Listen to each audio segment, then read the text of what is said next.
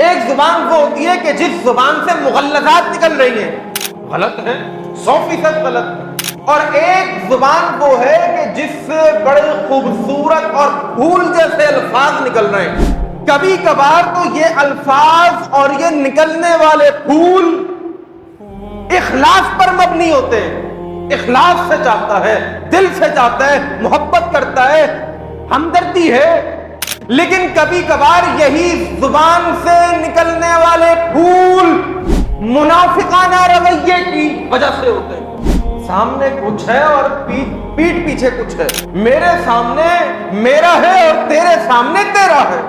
سامنے ملے گا، ارے بھائی کہاں ہو، کہاں غائب ہو، اللہ کے بندے ملاقات ہی نہیں کرتے، اتنا عرصہ گزر جاتا ہے، ہم تو تمہارے خیر خواہ ہیں، تمہارے ہمدرد ہیں، کیا کر رہے ہو، کہاں آنا جانا ہے، کتنا کماتے ہو۔ اگلوانے کے لیے، کریدنے کے لیے کچھ رویے منافقانہ ہوتے ہیں، کچھ لوگ اس زبان کو منافقانہ استعمال کرتے ہیں اور کچھ لوگ اس زبان کو مخلصانہ استعمال کرتے ہیں۔